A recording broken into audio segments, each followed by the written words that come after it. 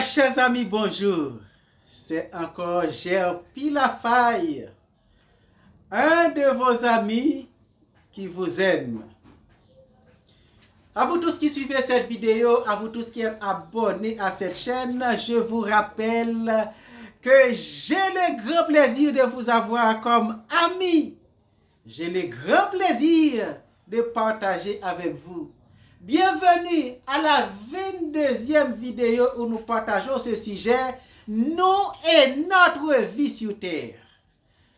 C'est bien d'en parler, c'est bien de discuter sur la vie sur terre et j'espère que cela vous amène à prendre de bonnes décisions pour votre vie sur terre et pour votre vie future.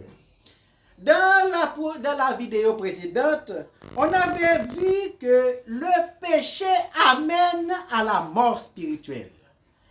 Et puisque le péché amène à la mort, le péché amène à la mort, d'abord à la mort spirituelle, parce qu'en premier, cela nous a séparés de Dieu, et ensuite à la mort physique, et en dernier lieu, à la mort éternelle, s'il n'y a pas une réconciliation, ou du moins s'il n'y a pas de changement de royaume. Car le royaume des cieux est venu sur terre pour que les hommes soient sauvés, pour que les hommes sur la terre puissent réconcilier avec Dieu. C'était la mission de Jésus, pour que les hommes puissent réconcilier avec Dieu, pour éviter la mort éternelle, mais pour vivre la vie que Jésus nous a apportée dans sa mission. Dans la 10e caractéristique de la vie de péché, c'est que la vie de péché est une vie de condamnation éternelle. Dans la Bible, il y a question de deux quiconques. Un premier quiconque que nous pouvons lire dans Jean 3, verset 16. Il est écrit: car Dieu a tant aimé le monde, il a donné son Fils unique, afin que quiconque croit en lui ne périsse point, mais qu'il ait la vie éternelle. Maintenant, il est question de quiconque croit.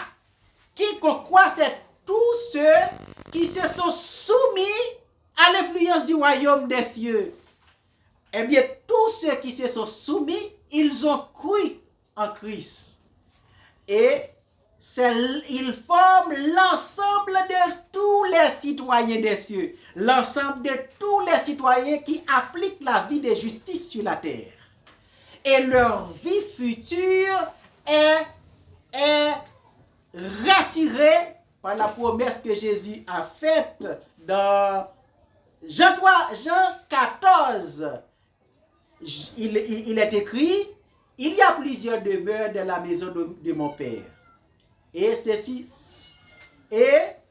cela n'était pas, je vous l'aurais dit, je vais vous préparer une place. Et lorsque je m'en serai allé et que je vous aurai préparé une place, je reviendrai et je vous prendrai avec moi, afin que là où je suis, vous y soyez aussi. Dans cet endroit où Jésus sera, où il nous emmènera, n'est pas décrit. Cet endroit n'est pas décrit dans la Bible.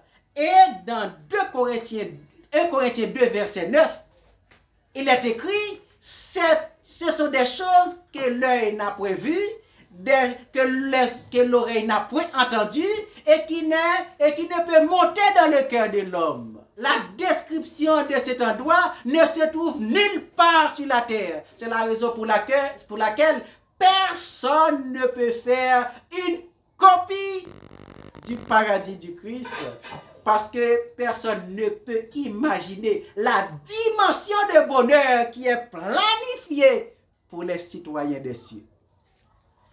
Quiconque croit en Christ ne périsse point, mais qu'il ait la vie éternelle. Donc, ce premier quiconque, trouvé dans Jean 3, verset 16, va donner lieu à l'ensemble de tous les citoyens qui se sont soumis au royaume des cieux sur la terre.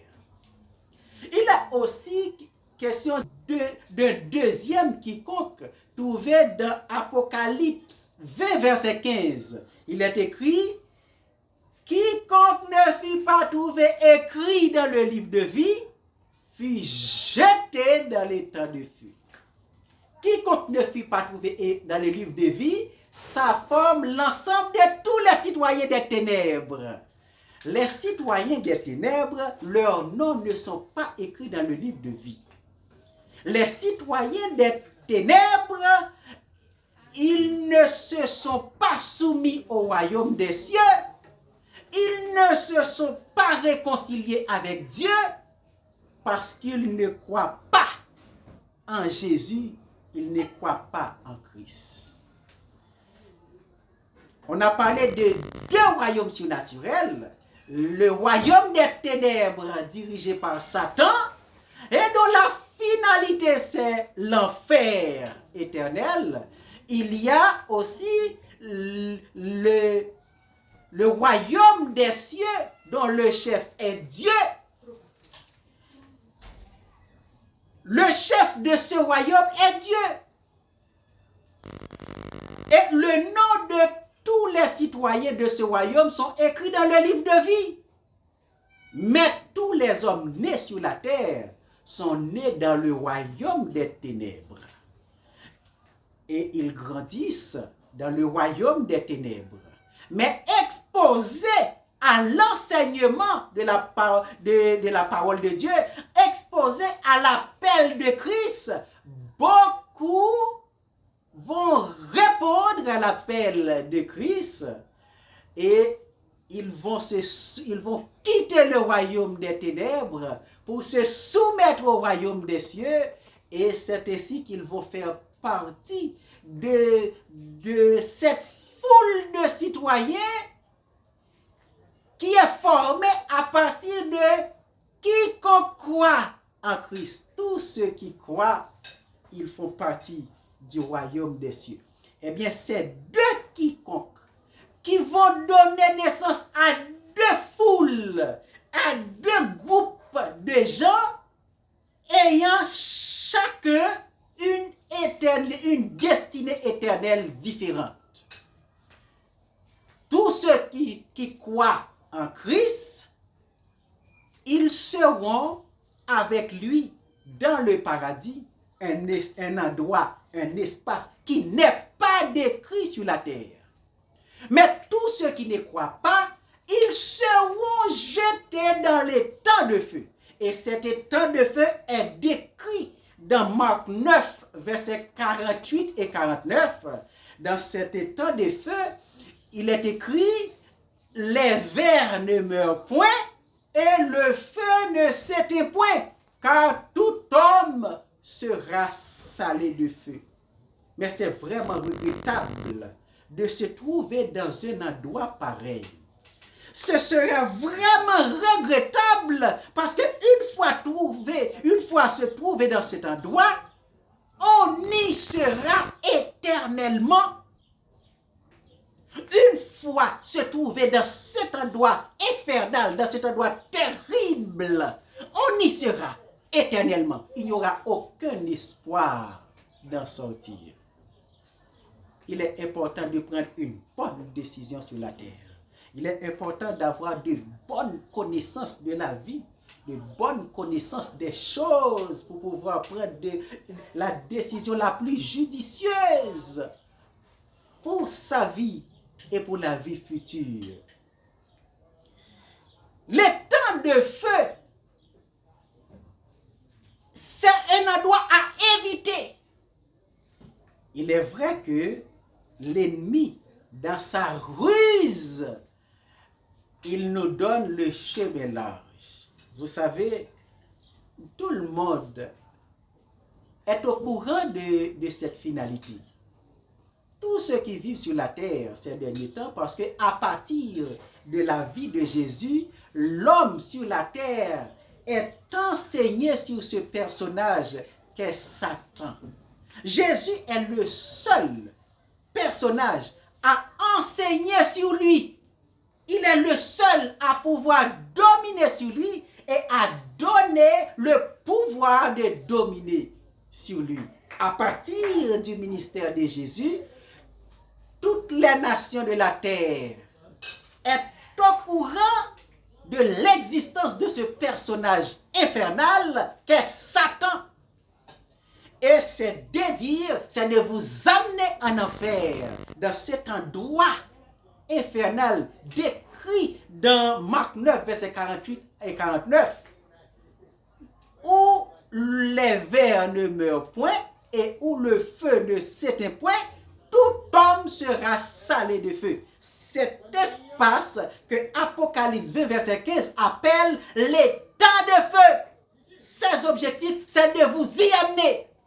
Mais maintenant, une fois exposé à la connaissance de la parole, vous êtes capable de prendre une bonne décision, la décision de vous séparer de la culture des ténèbres et d'appliquer dans votre vie la culture des cieux.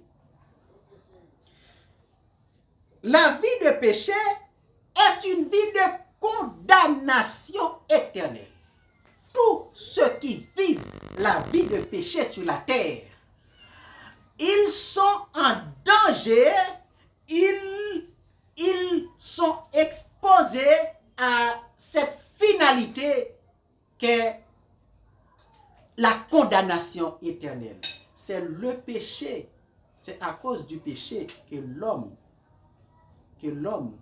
reçoit cette condamnation, à cause du péché. Il y a deux grands événements planétaires qui sont déjà réalisés. Deux grands événements.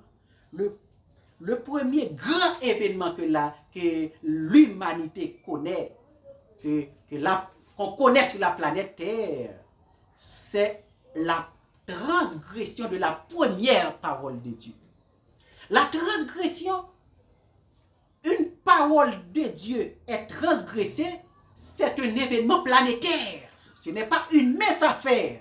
Parce que je vous ai expliqué que tout ce qui existe dans l'univers sont existés à partir de la parole de Dieu. Et la parole de Dieu est prononcée pour leur fonctionnement. Et s'il n'y a jamais d'accident dans l'univers, c'est parce que la parole de Dieu n'a pas d'erreur. Et si Dieu a prononcé une parole pour que l'homme vive éternellement, cette parole doit être appliquée pour que la vie soit conservée, pour que la vie soit demeurée éternelle. Mais si cette parole est transgressée, la vie de l'homme est désintégrée et la planète est détériorée. Eh bien, le fait que Ève a pris le fruit défendu et elle l'a mis dans sa bouche, elle l'a mangé et ensuite elle en donna à son mari Adam et Adam en a pris et en a mangé. C'était un événement planétaire, c'était le premier plus grand événement qui pourrait se produire sur la terre. Parce que c'est cet événement qui a détérioré toute la planète, qui a détérioré la vie de l'homme. C'est ce premier événement qui a détruit la planète. Mais il y a un deuxième événement qui s'était produit et qui était un événement planétaire. Ce deuxième événement, c'était la mort de Jésus sur la terre. Jésus est mort sur la planète et les conséquences, les dégâts produits par le premier événement peuvent être réparés à partir de ce deuxième événement qu'est la mort de Jésus. Donc, le premier événement a donné naissance à un ensemble d'esclaves de Satan, un ensemble de citoyens des ténèbres. Le deuxième événement est venu pour réparer tous ces dégâts, pour réparer les dégâts du premier événement. Et les dégâts du premier événement, c'était soumettre l'homme, à la puissance des ténèbres.